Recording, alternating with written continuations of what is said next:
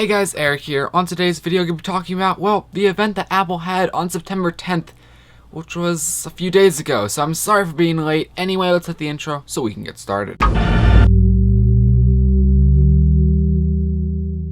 So Apple held their iPhone event on September 10th a few days ago, and I did do a live stream for it, but it was a really bad epic fail, so I completely deleted the live stream. I think like 5 people saw it, so whoever actually saw it, I'm sorry. And whoever didn't see it, I'm sorry for the lack of videos recently. I'll try to get working on that, but I've been very busy.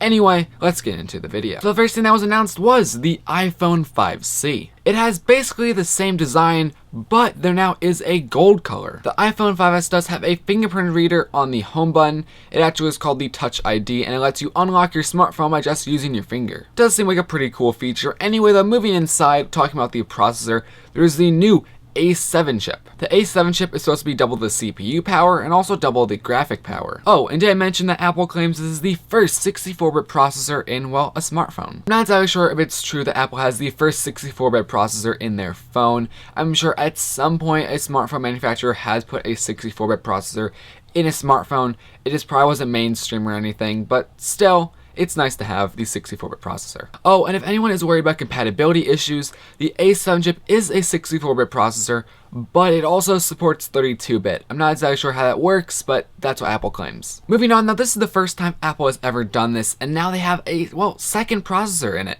They have the A7 chip, but they also have the M7 chip. The M7 chip is made to work with the accelerometer, the gyroscope, and also the compass. It's really made for things like fitness apps, so instead of accessing the full power of the A7 chip, it just accesses the smaller and less power of the M7 chip. But let's move on to the cameras, because it's kind of interesting. Now first, the FaceTime HD camera, which is the front camera on the iPhone, well, it kind of got improved. It's still like the same resolution, 720p video. It's just supposed to look better, so that's always good. But moving on to the back camera, it still is an 8-megapixel camera, but now it does have a larger sensor, so more light and more detail should get into it. It still shoots in 1080p at 30 frames per second, but the camera does have some pretty nice features, like a 10 frames per second burst. So I can just hold down the shutter button and, well, it'll take 10 pictures every second. It is kind of interesting that, well, a smartphone camera can do like a 10 frames per second burst when like a T4i, a Canon T4i, can only do like 6 or 7 frames per second, and you're spending a lot more money on, well, a full camera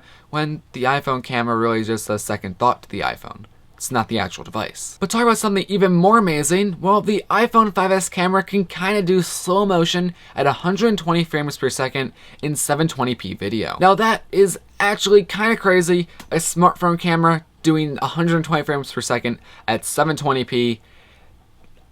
I can't get over that. So many cameras nowadays can't even do like 120 frames per second. Some cameras can't even do 60 frames per second. It kind of blows my mind that these cheap, well, smartphone cameras are getting such amazing features when we're looking at like DSLRs nowadays and point-and-shoot cameras, and they don't even come close. Though you do have to realize that like a DSLR does have higher quality than a smartphone camera, but even smartphone cameras are getting pretty good these days. And it's just kind of sad that, well, DSLRs and whatnot don't have all these features, so camera companies, you have a lot of work to do. So that's the iPhone 5S. Let's move on to the iPhone 5C. The iPhone 5C is Apple's second iPhone they announced. The iPhone 5C definitely has a different design compared to the iPhone 5S. It's all made out of plastic and, well, it comes in a few different colors: green, blue, red, white, and yellow. The iPhone 5C is, well, supposed to be a lower cost iPhone, so the specs and whatnot are not going to be very impressive. The camera is only the camera in the iPhone 5, so no special flash, no slow motion, no bigger sensor, and it doesn't have a fingerprint reader on the home button. Luckily, it does have the same screen as the iPhone 5 and also the iPhone 5S, which is a 4-megapixel Retina display. But what's powering the iPhone 5C? It's being powered by an A6 chip that's found in, well, the iPhone 5 right now. So that's the iPhone 5C. So what's the pricing gonna be? $99. Honestly, I wish they kind of made an iPhone 5C that was free, but no, they just made it $100. The $100 iPhone 5C has 16 gigabytes of capacity and is on a 2-year contract. But if you want to get completely unlocked at 16 gigabytes, it is $550. It is kind of disappointing that the iPhone 5C is $550 off contract when Apple went through tons and tons of stuff just to make a cheaper iPhone, when in the reality it's only $100 cheaper. I mean, sure, it is nice that Apple made another smartphone, but also this smartphone is kind of underpowered, doesn't have as many features, so not too happy. But looking at the entire spectrum of all the iPhones, the iPhone 4S right now is the free phone that Apple is offering on contract. Next, we have the iPhone 5C, which is, well, the $100 phone.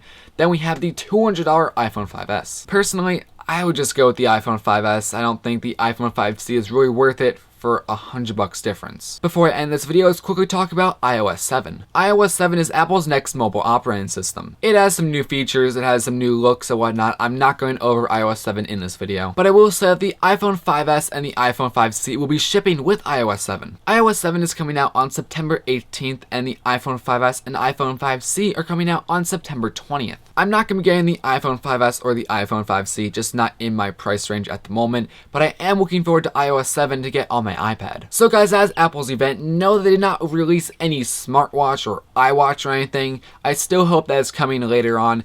Anyway though, please leave all your comments down below about the iPhone 5S and the iPhone 5C and even iOS 7. Are you looking forward to any of them? Are you going to be getting the iPhone 5S or iPhone 5C? Of course, tell me down below. Anyway guys, sorry for making this video late, but I'm going to be signing out now. So see you guys later.